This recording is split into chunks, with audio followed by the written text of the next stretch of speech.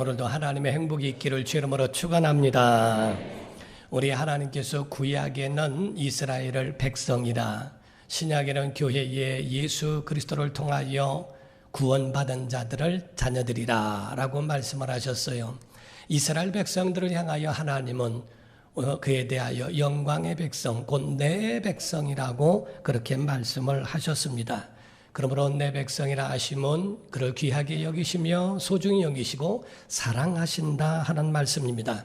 한 나라가 세워지기 위해서는 국토가 있어야 하고 국민이 있어야 하고 그 국민을 움직이는 정부, 그 주권이 있어야 하는 것처럼 하나님께서 이 땅에 아들을 보내셔서 그 아들을 통하여 하나님의 나라를 말씀하시고 영원한 하나님의 나라를 소망하게 하셔서 이와 같이 오늘날 우리가 하나님의 자녀들로서 하나님의 나라를 믿고 사모하는 자들이 되었다 하는 겁니다.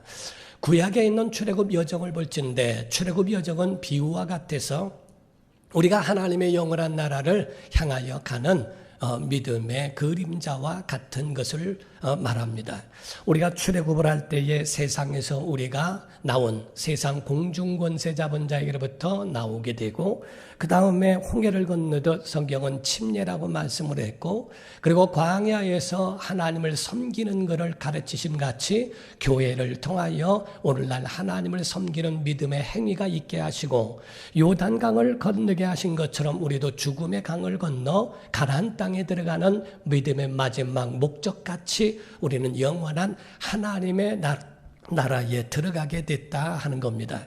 그럼으로써 우리가 사람이 우리 또 성도가 장례를 치르게 될 때는 요단강 건너가 만난다라고 하듯 바로 요단강은 이와 같이 가나안 땅에 들어가기 위한 전에 있는 강인데 그 강을 건너가는 것을 가르쳐 우리는 죽음의 강을 건너 영원한 생명의 부활로 우리가 설 그날을 바라본다라고 하는 것을 말씀하고 있는 겁니다. 광야에서 이스라엘 백성들이 국토가 없더니 하나님께서 그들을 여리고라고 하는 그 성을 치면서 이제 시작된 가나안의 정복을 통하여 가나안에 정착할 수 있도록 하나님이 그를 향하여 진격하게 하시는 것을 말씀하고 있는 거예요. 그러므로 여러분과 저는 분명히 아셔야 되는 것은 예수 그리스도는 하나님의 나라를 약속하셨고 하늘의 유대인, 우리가 출애굽에 했던 이스라엘 유대인을 말하는 것이 아니고 하늘의 유대인은 예수 그리스도를 통하여 구원받은 하늘의 사람들을 향하여서는 믿고 하늘을 사모하는 자들로 만드셨다 하는 겁니다. 구약에는 하나님의 나라에 대하여 약속할 수가 없고 신약에 와서야 비로소 예수께서 하나님의 나라를 약속하신 거예요. 어떤 사람들은 구약을 중심으로 해서 성경을 보는 이들이 있습니다. 구약을 중심으로 성경을 보니까 예수님도 마침내 아담과 똑같은 동격으로 보고 그래서 아담이 지은 죄를 속량하기 위하여 예수님 와서 죽임을 당한 희생약으로만 말하고 여호와를 의한 그 여호와를 위한 그러한 예수님의 행위라고 생각하고 그리고 여호와의 말씀에 대한 구약을 중심으로 보는 사람들도 없지 않아 있습니다. 그러다 보니까 구약에는 하나님의 나라를 약속할 수가 없어요. 모세가 가지고 있는 선지자들이 가지고 있는 사명은 구약의 한계라고 하는 것이 있다 하는 겁니다. 하나님의 영원한 나라는 하늘에서 내려온 자, 곧 예수 그리스도만이 하나님의 나라를 약속할 수 있다 하는 것을 우리가 아셔야 한다 하는 겁니다. 우리가 하나님의 주권에 대하여 아십니까? 우리가 축구 선수들이 마치 축구장에서 활동하는 것이 자기 멋대로 하는 것 같아도 그렇지 않습니다. 그에 대해 세트를 만들고 1번, 2번, 3번 어떻게 패스를 하고 어떻게 골인까지 연결시키겠느냐는 것을 수없이 훈련케 한 사람들에 의하여 자기의 위치에서 그 직무를 다 할 뿐입니다. 그래서 감독은 누구를 빼기도 하고 넣기도 하고 또는 서로 바꾸기도 하면서 그 모든 것들을 진두지휘하지 않습니까? 선수는 자기 멋대로 움직이는 게 아니라 감독에 의하여 움직이는 것처럼 우리가 영화를 보더라도 탤런트나 이런 영화 배우가 자기 멋대로 하는 것이 아니라 각본대로 대본대로 작가의 의도대로 또한 감독의 의도대로 움직여야 하는 것처럼 성경은 하나님의 뜻대로 이루어지며 하나님이 계획하시고 하나님이 진두지휘하시는 하나님의 은혜를 성경을 통하여 보게 하셨다 하는 겁니다. 우리가 기도의 응답 세 가지를 여러분이 배우셨죠. 기도 응답에는 세 가지가 있다고 말씀을 드렸어요. 첫 번째는 그래라고 하는 예스였습니다. 그래서 하나님의 즉시 응답을 주시죠. 마태복음 8장 1절에서 3절을 보면 말씀을 하기를 예수께서 산에서 내려오시니 한 나병 환자가 나온지라 이르되 주여 원하시면 나를 깨끗게 하실 수 있나이다 라고 이야기합니다. 예수께서 내가 원하는 이 깨끗함을 받으라 하시는데 그 나병 환자가 즉시 나음을 얻으니라 라고 되어 있어요. 우리가 기도할 때 하나님이 즉시 응답해 주실 줄로 믿습니다. 이러한 그래만 있는 것이 아니라 그 후에는 그래 다음에는 기다려도 있습니다. 우리가 하나님에 대하여 하나님이 기도하면 들으신다라고 생각하고 우리가 기도를 합니다. 하나님은 능력이 없으신 것이 아니라 능력이 있으시지만은 하나님이 가지고 있는 하나님의 때가 있어요. 기도는 내 시간에 할지 몰라도 응답은 하나님의 시간에 주시는 거거든요. 그러므로 우리가 하나님 앞에 기도했으면 기다려야 되는데 기다리지 못하고 하나님이 내가 기도했는데 주신다면서 안 주시네. 믿음 없는 자들은 하나님 없다 하고 믿음 있는 자들은 하나님이 나를 버리셨다라고 오해하고 있는 것이 안타깝죠. 하나님의 응답의 방법 두 번째가 기다려라고 하는 웨이트입니다. 세 번째가 no라고 하는 안 되라고 하는 것도 있다고 말씀을 드렸어요. 성경에 보면은 다 응답된 게 아닙니다. 하나님은 거기까지를 선언하신 것이 있습니다. 그 대표적으로 세 사람을 말하면 첫 번째가 모세예요. 모세는 출애굽을 시킨 이스라엘 백성을 광야에서 약 40년 동안을 인도한 사람입니다. 그리고 느보산에서 이제 가나안 땅 첫 성인 여리고를 바라보면서 하나님 앞에 기도합니다. 하나님, 제 지금까지 왔는데 가나안 땅에 들어가면 안 될까요? 라고 기도하지요. 하나님은 단칼에 거절을 하셨어요. 노 하십니다. 그 가운데에 이후로는 다시는 내게 이런 기도하지 말라고까지 하십니다. 모세의 사명은 거기까지라는 거지요. 율법의 사명은 거기까지라는 겁니다. 구약의 사명은 거기까지라는 겁니다. 그 이후로는 여호수아, 원래 헬라어로 예수의 이름을 예슈아라고 합니다. 예수와 여호수아와 같은 이름이죠. 여호수아라고 하는 것처럼 예수와 예수 그리스도에 의하여 이제 가나안 땅에 들어가듯 영원한 하나님의 나라에 들어가는 그 길을 말씀하시는 거예요. 모세는 다시는 그를 위하여 기도하지 아니하고 그 모든 사명을 거기서 마치고 끝납니다. 두 번째 사람으로서는 다윗이라고 하는 사람이죠. 왕으로서 모든 정치에 평정이 왔을 때 하나님 앞에서 성전 건축에 대하여 그 마음에 특심한 마음을 가졌지만 하나님은 노를 선언하십니다. 너는 피를 많이 흘린 군인으로서 성전을 지을 자격이 없다고 말씀하시고 내 아들 솔로몬이 지을 것이다. 사실상은 지은 것만 솔로몬이 졌지 다윗은 모든 성전 건축할 준비를 다 해준 사람입니다. 그러나 그 영광은 다윗에게 돌아가지 아니하고 솔로몬에게 주시겠다. 너는 거기까지라고 말씀하십니다. 세 번째로서는 사도 바울입니다.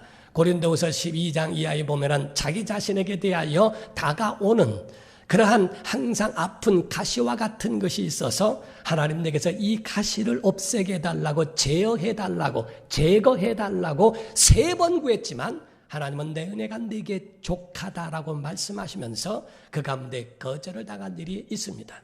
기도라고 하는 것은 우리가 여러분과 제가 아셔야 되는 것처럼 기도라고 하는 그 자체는 글에만 있는 것도 아니고 기다려야 하기도 하고 하나님이 거절하실 수도 있다고 하는 것을 우리가 보게 된다는 거죠. 오늘날 보게 되면 이와 같이 여러분이 모든 스토리를 통하여 볼 때에 하나님의 말씀을 여러분이 오해하거나 이해하지 못하는 경우가 있어 안타까울 때도 있다 하는 겁니다. 모든 세상은 내 뜻대로 되지 않습니다. 하나님의 뜻대로 되게 되어 있습니다. 하나님의 뜻과 그 마음을 우리가 이해한다면 신앙생활이 어렵지 않고 신앙생활에 더 나은 영적 생활로 하나님께 가까이 갈 수 있는 거예요. 우리가 올림픽의 창시자라고 하는 쿠베르테이라고 하는 사람은 장애물 경기에 굉장한 애정을 가지고 있다고 이야기를 합니다. 장애물 경기에서는 인생을 볼 수 있기 때문이라고 그렇게 표현을 했어요. 우리가 달리기를 하더라도 일사천리로 달려가는 그런 속도를 그런 한계를 뛰어넘는 것도 중요하지만 장애물 경기 가운데에 장애물 하나에 걸리면은 아무리 잘 뛰는 선수라 할지라도 장애물에 고꾸라지는 경우들을 보게 되더라는 거지요.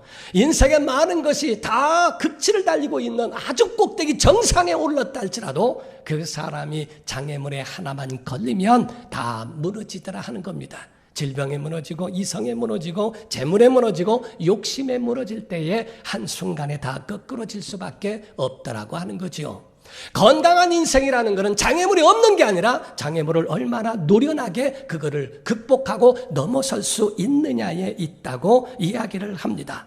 이와 같이 우리는 여러분과 저는 어떻게 걸려 넘어지지 않냐고 잘 넘어설 수 있는가에 대하여 하나님의 도움을 받아야 합니다.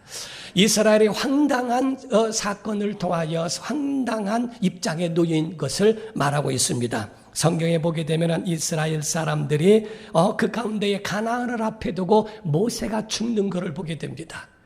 지금까지 40년 동안을 인도했던 모세가 한순간에 느보산에서 죽음을 얻게 되니까 이스라엘은 오늘 아이들 말로 멘붕이 옵니다. 방황을 합니다. 이걸 어떻게 될까? 완전히 그 마음의 소망이 무너져 내려버렸다 하는 거지요.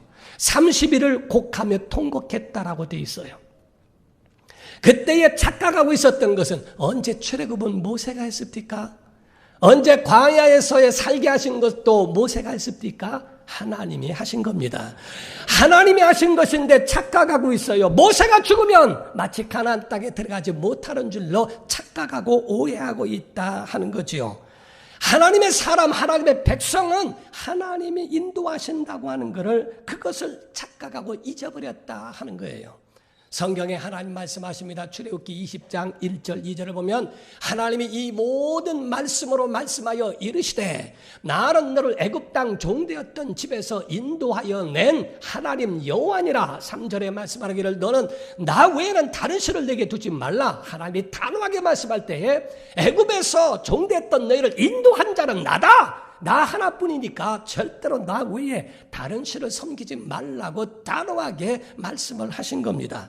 성경의 마태복음 22장 31절 이하에 보면은 예수님 말씀하십니다. 죽은 자의 부활을 논할진대 하나님이 너에게 말씀하신 바 나는 아브라함의 하나님이요 이삭의 하나님이요 야곱의 하나님이로라 하시는 것을 읽어보지 못하였느냐? 하나님은 죽은 자의 하나님이 아니요 살아있는 자의 하나님이시니라 하시니 무리가 듣고 그의 가르침에 놀라더라 라고 되어 있어요. 아브라함이 하나님을 섬겼고 이삭이 하나님을 섬겼고 야곱이 하나님을 섬겼어요. 그러나 아브라함은 죽었고 이삭도 죽었고 야곱도 죽었으나 그 하나님은 여전히 살아계시지 않던가? 믿으시면 아멘 하십시오. 그 하나님이 우리의 하나님이신 줄로 믿습니다. 이 약속을 믿느냐 하는 거예요. 모세의 하나님 여호수아의 하나님은 아니시던가? 감독이 선수를 넣고 빼고 하시는 것처럼 영원하신 하나님이 모세를 세우셨고 그 모세의 한계를 두시고 거기까지 말씀하신 후 그 다음에 여호수아를 통하여 이루시는 하나님은 여전하신데 왜 모세를 잃었다고 그 가운데 통곡하면서 그 가운데에 방황하는가? 하나님은 그에 대하여 그들을 일깨워 주시는 것으로서 여호수아를 세우시고 그냥 자기의 길로 그들을 진격하게 하시는 일을 보게 하십니다. 지도자는 사라졌어도 하나님은 여전하시며 하나님은 우리와 함께 계십니다.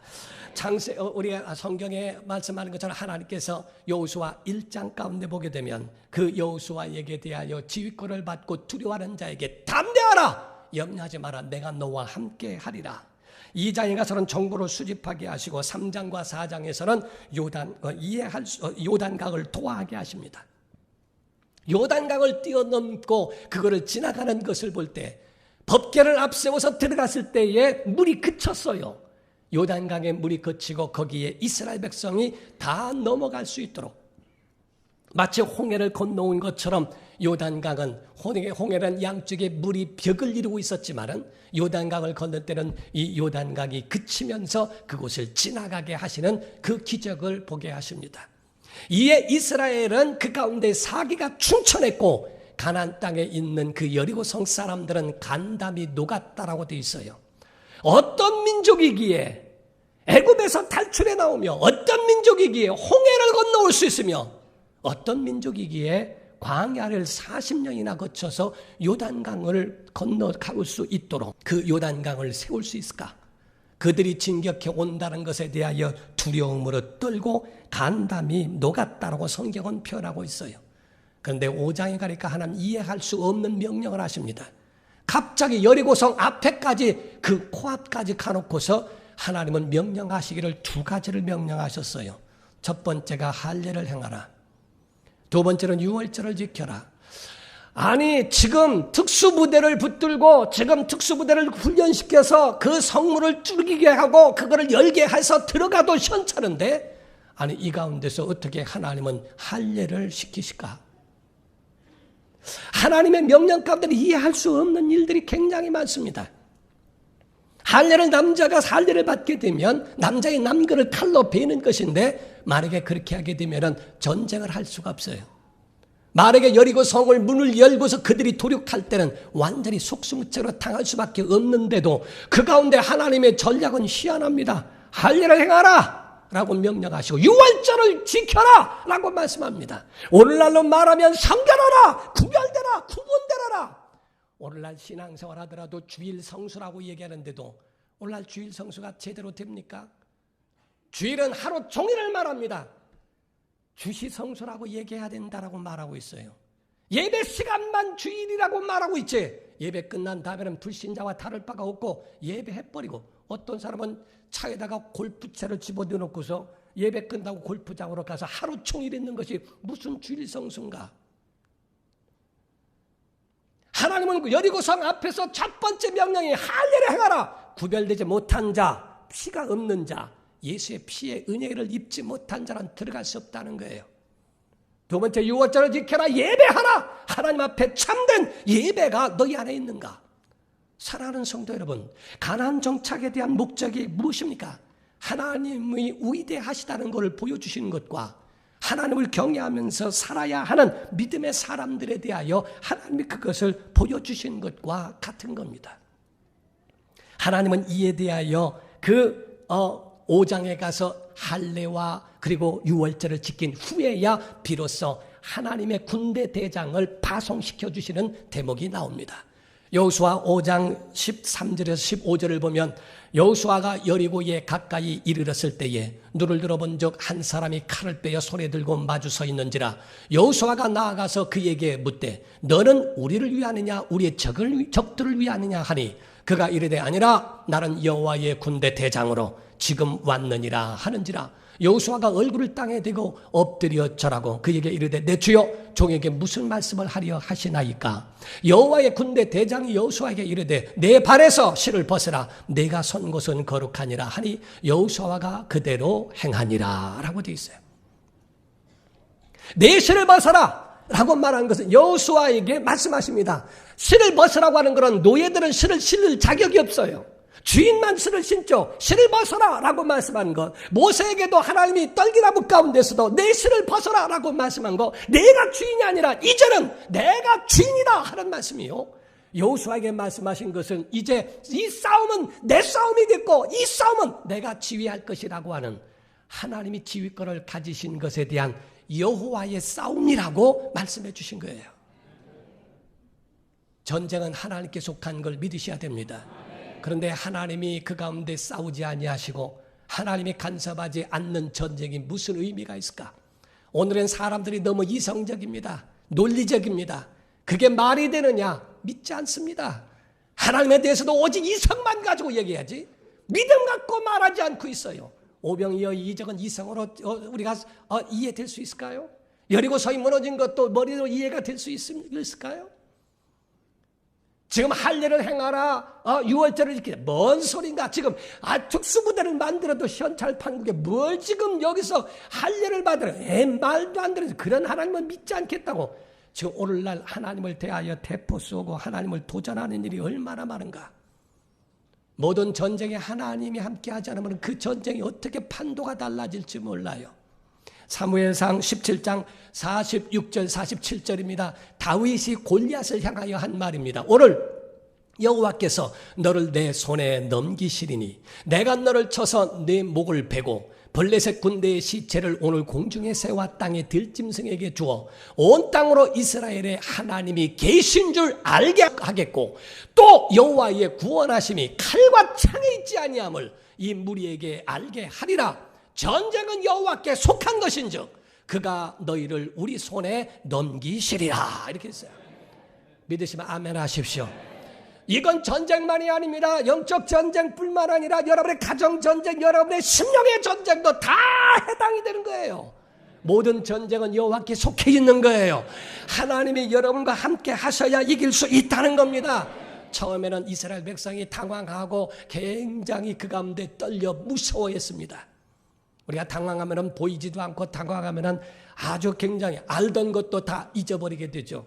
어느 집에 아버지하고 아들이 둘이가 있는데 집에 불이 나서 그걸 끌 수가 없어 바깥으로 뛰어나왔다는 거예요. 뛰어나와가지고서 당황해가지고 아버지가 하는 말이 야 112가 몇 번이냐 그랬어요.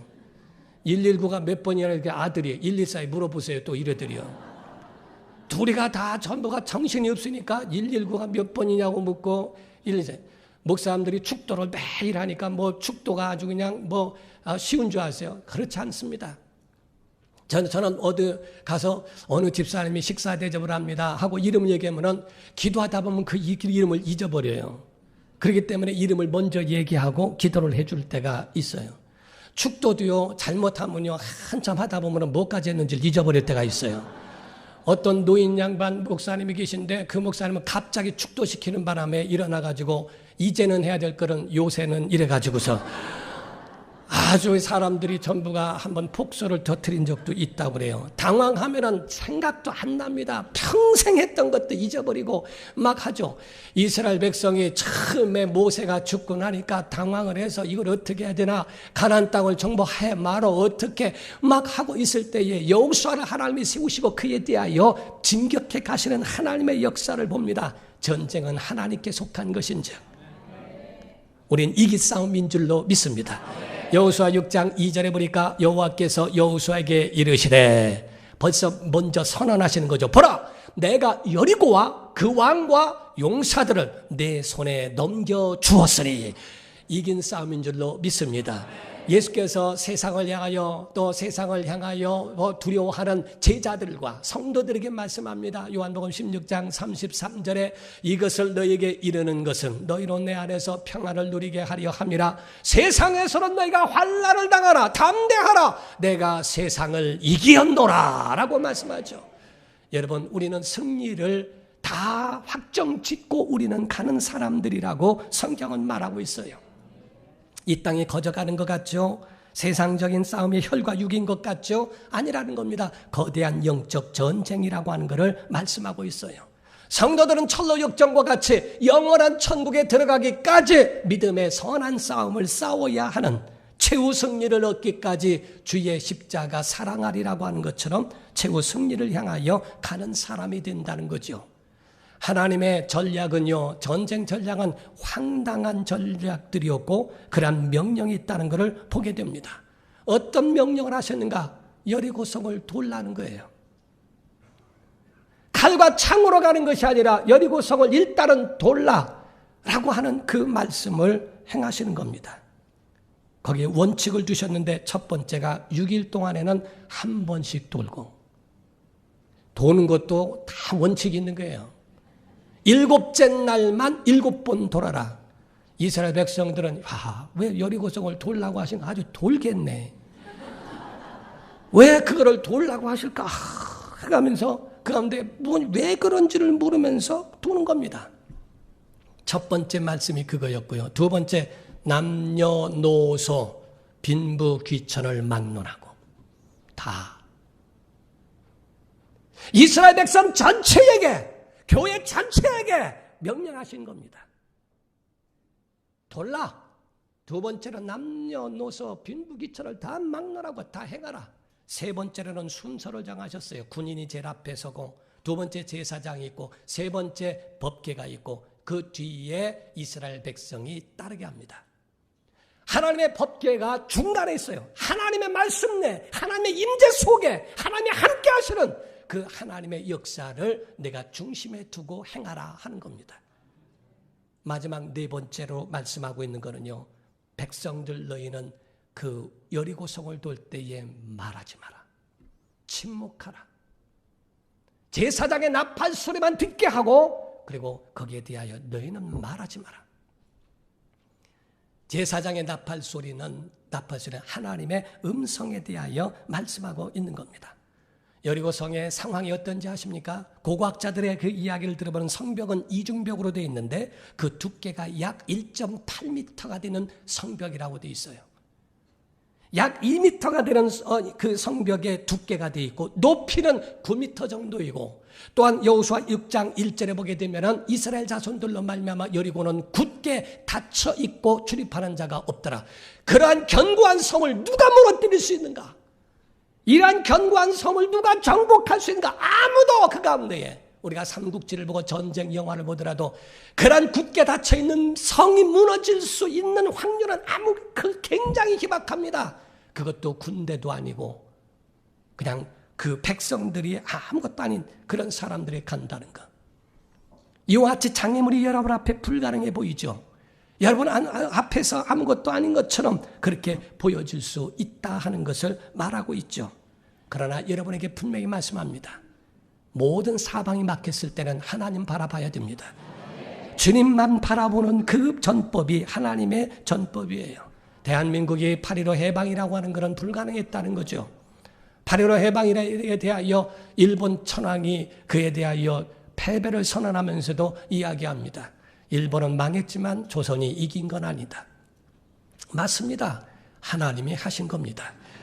6.25라고 하는 전쟁 가운데서도 그 가운데에 유엔에 파송되어져 있는 파병을 하는 문제에 있어서도 하나님이 간섭을 하셨고 그 가운데 인천 상륙작전에 대한 부분도 하나님이 간섭하신 겁니다.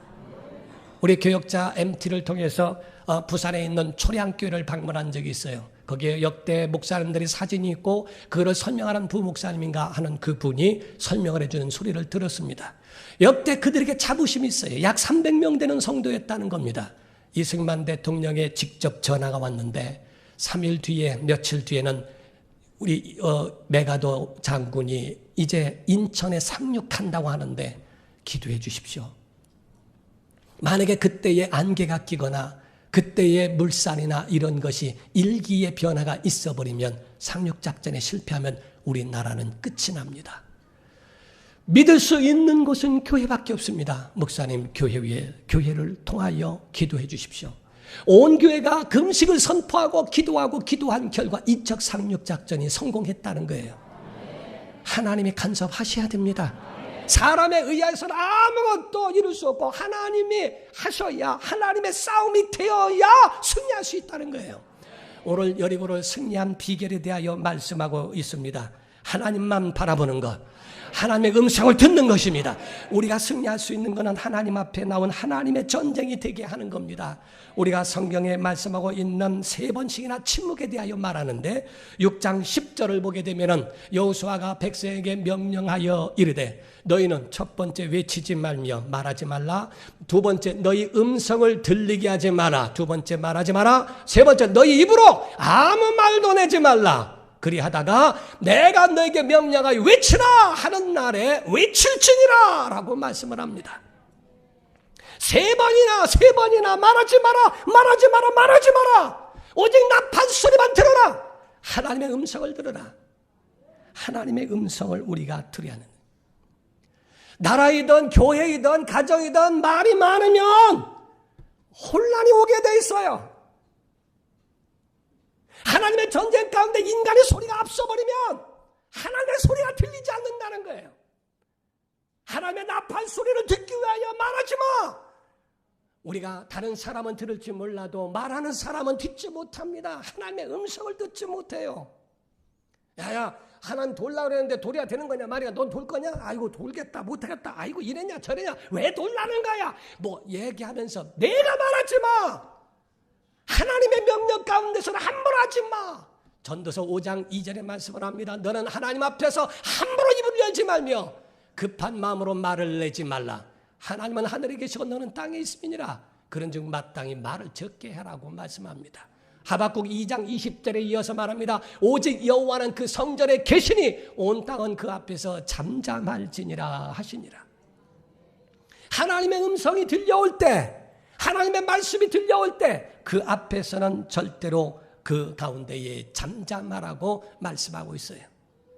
독수리 가운데요, 독수리가 제일 좋아하는 먹잇감으로는 두루미가 있답니다. 두루미라고 하는 것을 제일 먹잇감으로 아주 독수리가 좋아한대요. 이 두루미는 앉아서 먹을 때도 소리를 내고요, 날아갈 때는 얼마나 시끄러운지 모른대요.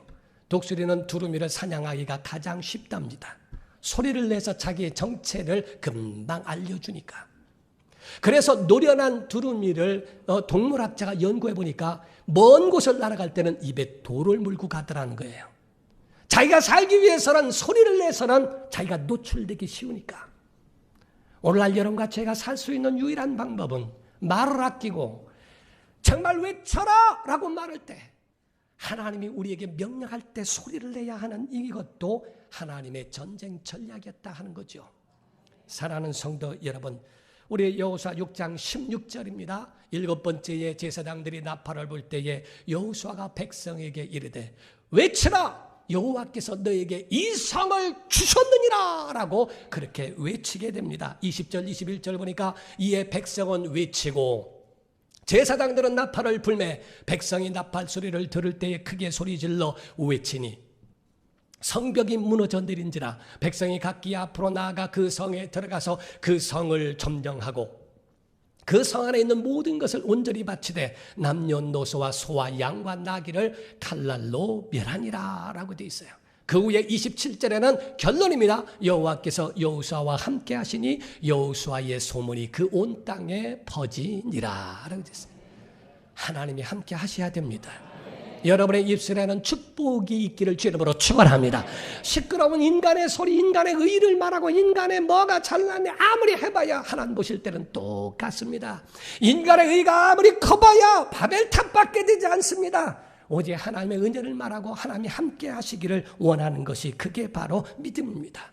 오늘 정말 여러분 여리고성 같은 불가능이 있을지라도 여러분이 신앙으로 침묵할 때는 침묵하시고 선포할 때는 선포하시기를 주 이름으로 축원합니다. 여리고 성아 무너져라 하는 것처럼 여러분의 가정에 불가능한 여리고 성이 무너지기를 주 이름으로 축원합니다. 가정에 있는 것, 여러분의 마음에 철동 같은 그런 여리고 성 같은 질병이 있습니까? 여러분 속에서 무너져라 라고 명령해요. 정말 여러분 심령에 있는 병도, 가정의 어려움도, 교회도, 국가와 모든 민족 가운데도 하나님께서 여리고성을 무너뜨리시고 하나님께 속해 있는 믿음의 구원을 이루는 우리 대한민국이 되기를 예수 이름으로 축원합니다. 기도하겠습니다.